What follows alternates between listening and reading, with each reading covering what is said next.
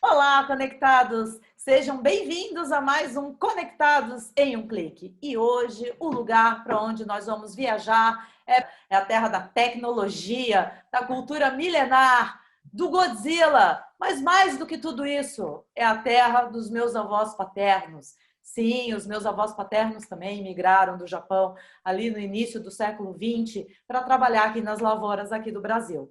E você sabe que já tem uns bons 30 anos que esse movimento migratório está sendo o contrário. Nós, descendentes, né, estamos migrando muito para trabalhar no Japão, seja para ter uma vida mais segura, né, dar uma educação melhor para os filhos, enfim, procurar uma vida melhor. Então, hoje, o meu entrevistado é o Leslie Yamamoto, tá? Ele mora na cidade de Makinohara. Já perguntei para ele, é uma cidade pequenininha, interior do Japão, então vai ser bem interessante a gente saber como é a vida dele lá.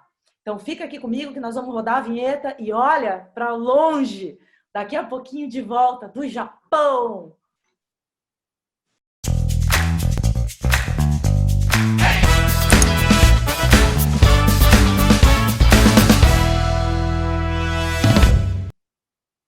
Olá, Leslie, muito bem-vindo, muito obrigada por ter aceito o nosso convite. Imagina, Tatiana, é um prazer aqui estar com você, até porque você também é descendente de japonês. Nós temos algo em comum e quando você me convidou, eu fiquei muito contente de poder compartilhar um pouquinho da minha trajetória aqui do outro lado do mundo. Sim, o Leslie, gente, eu vou falar para vocês, a história dele me interessou muito e vocês vão entender por quê. A maioria pensa que quando o brasileiro migra para o Japão, e acontece mesmo com a maioria de nós BKSEGs, quando nós migramos, trabalhar em empregos de fábrica, né? Empregos mais assim, realmente no ramo de fabricação, essas coisas mais assim. O Leslie tem uma história muito bacana porque ele conseguiu montar o próprio negócio. E para quem mora lá, sabe o quanto é difícil o dia a dia do brasileiro descendente lá. Então, Leslie, a minha primeira pergunta para você. E outra coisa que eu já vi que é termo, o Leslie estudou em Londres, né? Ele tem um salão de beleza nessa cidade, certo, Leslie? Isso, correto. Tá. E aí, então, me conta como é que você entrou nesse ramo da beleza e há quanto tempo você está aí no Japão? Você já entrou imigrante para trabalhar nessa área? Me conta um pouquinho como é que começou.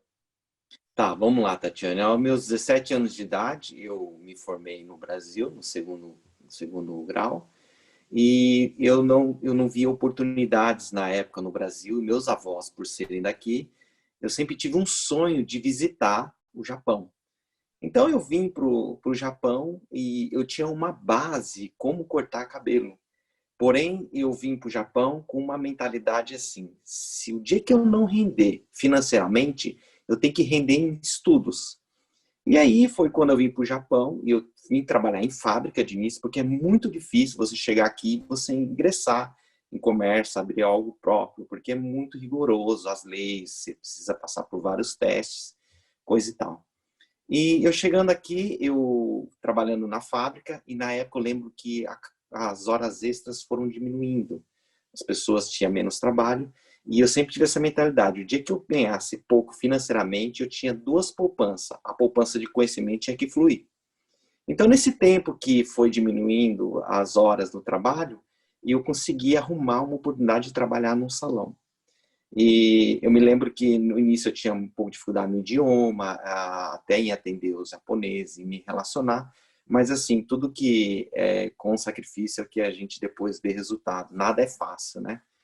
E aí, depois que eu tive essa oportunidade de entrar no salão, eu comecei a me dedicar, comecei a estudar, comecei a frequentar a escola. E fui estudando, e eu lembro que eu deixei um trabalho que eu ganhava muito bem, quem trabalhava em fábrica na época ganhava em média de US$ 4.000. Eu fui trabalhar no salão para ganhar somente US$ 1.000, e eu tive que pegar até a ajuda do meu irmão, porque eu não conseguia me manter só com o salário do salão. E foi assim que eu iniciei. Eu nunca desisti do meu sonho, sempre persisti, apesar dos obstáculos, apesar do medo de deixar uma coisa que era estável para uma coisa que não era estável, que era trabalhar de autônomo.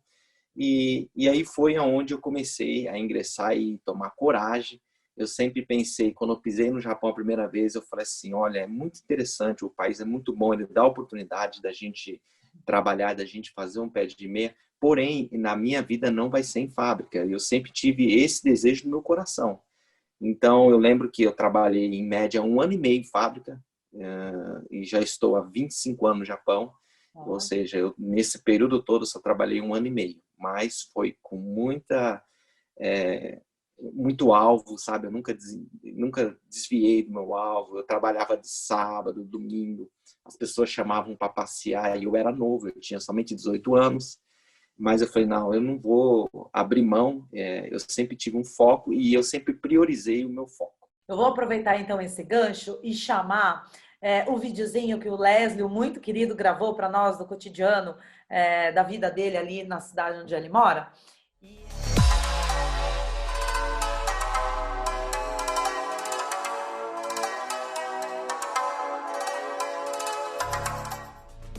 Bom, pessoal, esse é um pouquinho da minha cidade, de Makinohara, onde eu moro. Aqui eu já moro há 25 anos, conheço muita gente, fiz amizade com muita gente que me ajudou muito. Eu já pude ajudar bastante gente também. E eu amo estar aqui com os brasileiros, nessa cidade, eu amo viver aqui no Japão. Aqui é a cidade onde eu moro, em Makinohara, tem essa praia. Queria mostrar um pouquinho para vocês. Agora é inverno, é muito frio, por isso eu estou fazendo a filmagem de dentro do carro. Nessa praia, quando é na época de verão, ou seja, aqui em julho, agosto, é montado umas barracas aqui e tem bastante gente nessa praia. É uma praia, assim, vamos dizer, onde as pessoas vêm de longe. Tem acampamentos, tem hotel. É o Monte Fuji, eu moro na cidade, no estado de Shizuoka, onde tem o Monte Fuji. Vou parar no farol agora e vou dar um zoom.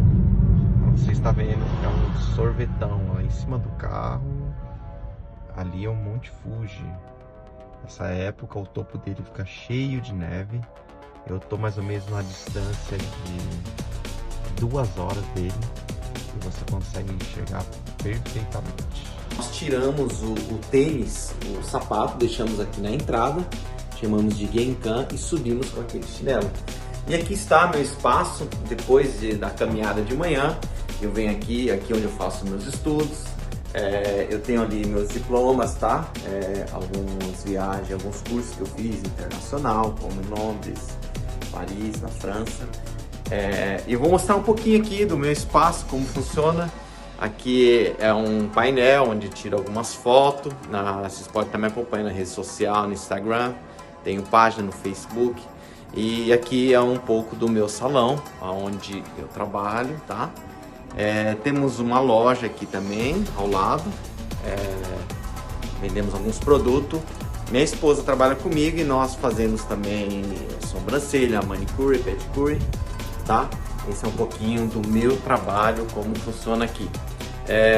Nós temos aqui já salão de beleza na cidade de Shizuoka, em Makinohara, há aproximadamente 20 anos. Tá bom? Então esse é um pouquinho do meu trabalho e vou continuar mostrando depois um pouquinho das ruas do Japão para você conhecer.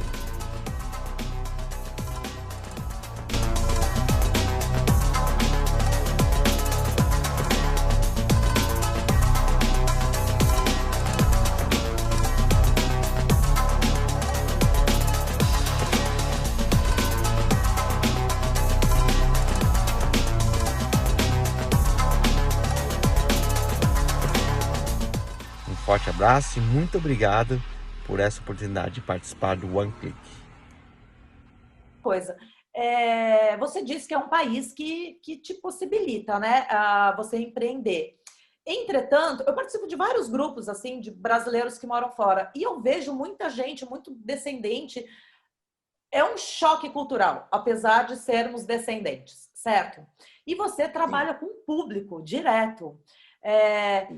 Nesses 25 anos, como é que foi essa relação do brasileiro com o japonês? Hoje você tem clientes japoneses, clientes brasileiros, como é que é?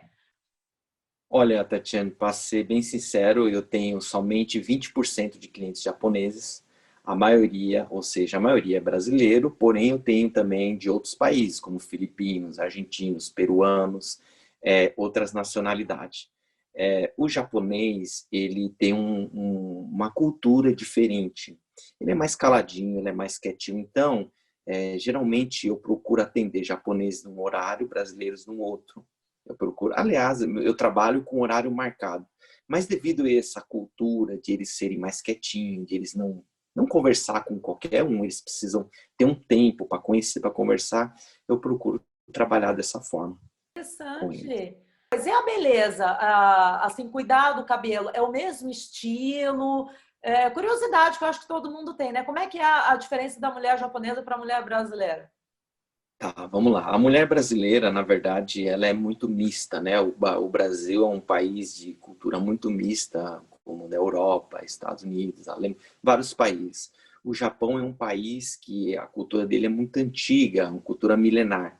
Então, eles, na cidade que eu moro, no interior, eles são muito mais tranquilos, eles não gostam da mudança muito radical, eles são mais tradicional no modo de até de se vestir e cuidar do cabelo. Ao contrário de cidades grandes como Tóquio, Osaka, Nagoya, cidades grandes, a gente fala o Wakamono, que são os jovens, eles já gostam de imitar um pouco o estilo americano. Então, aqueles cabelo azul, rosa, roxo, isso aí tem muita saída nessas cidades, nas metrópoles maiores, né? Agora, aqui não. Aqui eu atendo muitos brasileiros e os filipinos, argentinos, peruanos, é mais ou menos a mesma linha de corte. Apesar de eu atender mais feminino, eles gostam muito de fazer loiro, fazer aquelas mechas. É como se fosse no Brasil mesmo. Porque hoje a moda é o quê? Saiu na televisão no Brasil, saiu na novela, as clientes já querem saber como é que faz. Mesmo Então a gente do outro lado segue do Japão. Olha só como a novela ainda influencia. Exato, exato. A televisão influencia muito, ainda mais a rede social hoje, né? Eu digo mais a rede social, né? Influencia muito aqui por isso que eu estou sempre conectado nas redes sociais, porque o que sai lá, eu já preciso estudar como que vai ser o dia que aparecer uma cliente querendo fazer o que viu. Bacana, interessante mesmo. E Leslie, além do salão, né? Como eu disse, o Leslie ele é um empreendedor mesmo, né? Ele também trabalha com o setor imobiliário, certo? Compra e venda de imóveis, certo, Leslie? Isso. Como é que você dá conta? Isso esse setor é no Japão ou é no Brasil daí, essa parte da imobiliária? Vamos lá. Eu tenho imóveis no Japão, na verdade, para mim, e tenho imóveis também no Brasil, né?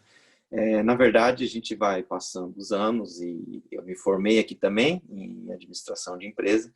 A gente vai aprendendo a delegar as atividades, se não sobrecarrega, né, Tatiana? Tá certo. Vamos dizer que o meu principal é a área da beleza. Eu trabalho com cabelo há muitos anos e eu tenho esse espírito empreendedor e eu gosto, vamos dizer assim, de dar oportunidade para as pessoas. Vou te explicar o porquê. O Japão é um país onde é tudo muito caro. Você morar num apartamento de 2 quartos, você paga um absurdo. E o brasileiro, o que ele gosta? Ele gosta de fazer churrasco, ele gosta de convidar os amigos. E casa é raro no Japão. As pessoas querem morar em casa. E eu, como eu falo japonês, eu tenho amigos japoneses, eu comecei a buscar algo para ajudar os estrangeiros aqui. E foi onde eu comecei a entrar no setor imobiliário. Eu compro casa, reformo e alugo pós-brasileiro, especialmente pós-brasileiro aqui. Que é a maior dificuldade de qualquer imigrante brasileiro em qualquer lugar do mundo, né? Portugal também, claro, não, Europa, Portugal, que é para onde a gente levou a agência também. Você chega lá para alugar, você tem que ter fiador, você tem que ter documentos em ordem, imposto de renda. Às vezes você está naquele primeiro ano, você não tem essa documentação toda, né? E acaba dificultando mesmo. E é bom daí, né, ter... E deixa eu já nessa linha, e os brasileiros continuam indo muito? Ou seja, você está alugando muito imóvel para a Decaseg? Vamos lá, eu trabalhei uma época, como que surgiu a minha ideia? Eu fui convidado a trabalhar como tradutor numa imobiliária, então nas minhas horas vagas de salão durante a semana, que eu tinha menos cliente, eu era vinculado com uma imobiliária e eles começavam a me procurar para alugar imóveis, né? E aí foi onde iniciou a ideia, eu falei, se eu vou ajudar uma imobiliária, eu posso fazer algo para mim, né? foi aonde eu comecei a entrar nesse nicho de imóveis, né? Brasileiro nunca vai acabar de vir para o Japão, Tatiana. Eu acho que é como se fosse no Portugal, onde você tem agência, na Europa, né? As pessoas veem oportunidades fora do Brasil. Infelizmente, hoje o Brasil não oferece, né, o que fora oferece, né? O Japão, a Europa, Estados Unidos. Então, aqui sempre vai ser um lugar bom de empreender. Você precisa ter ousadia, você precisa aprender o idioma. Eu acho que o Japão nunca vai parar de vir decassegue. Eu lembro que em 2000, eu já estava aqui no Japão há 4 anos, e me falaram que ia durar no máximo até 2010 os decassegue, porque a terceira geração, que é o Sansei, eu acho que você é Sansei também, eles já, a partir da 4ª geração, já não pode vir para o Japão, a não ser que venha com os pais. Então, a 4ª geração quase não ia vir. E hoje, depois de 25 anos, eu vejo muita gente vindo para cá, ainda para o Japão. Deixa eu te perguntar uma outra coisa, Léslio. Você aprendeu japonês. Eu acredito que tenha sido a parte mais difícil desse processo todo mesmo em 25 anos. Você acha que a língua é o que dificulta mais os descendentes não falarem japonês? Ou você acha que se a gente aprendesse a falar, se comunicar melhor, a ligação entre nós e eles seria melhor? Eu vou te perguntar isso porque é o seguinte, às vezes o que me deixa muito triste é ler depoimentos de pessoas que moram aí, você está aí melhor, você deve saber disso melhor do que eu, até aproveito para te perguntar se você já passou por alguma situação. O japonês, nós somos mão de obra, né, no Japão, né, os descendentes. Não conseguimos, às vezes, ter essa interação, digamos assim, que existe entre nós dois. Eu tenho a impressão que o Brasil recebe melhor o japonês do que o japonês recebe os descendentes japoneses. Isso, pelo menos, é o que eu vejo nos grupos, das pessoas comentando como é o dia a dia. Alguma vez já aconteceu alguma história assim contigo? Como é que foi a sua história pessoal a respeito disso? O ser aceito pela sociedade japonesa? Tá. Tatiana, é tudo uma questão de cultura. Eu acho que quando você vai migrar para um país, a primeira coisa, você precisa entender a cultura. Você não pode querer viver a sua cultura do Brasil, a sua cultura de brasileiro em outro país. Começa aí a barreira. Eu vejo assim muitas pessoas que migram para o Japão. Vou dar um exemplo bem simples. Aqui no Japão, as pessoas dormem muito cedo. Então, o que acontece? Às vezes vem um pessoal do Brasil com a cultura de sexta-noite, sábado-noite, vamos fazer um churrasco, vamos ligar o som alto. Então, isso aqui não se encaixa na cultura. Então, mesmo você sabendo o idioma, se você não entender a cultura e não respeitar a cultura, você sempre vai ter uma barreira com os japoneses. Porque é a mesma coisa nós estamos no Brasil e 20 chineses querer implantar a cultura deles no Brasil. Nós não vamos aceitar. Tá? Esse é o primeiro passo.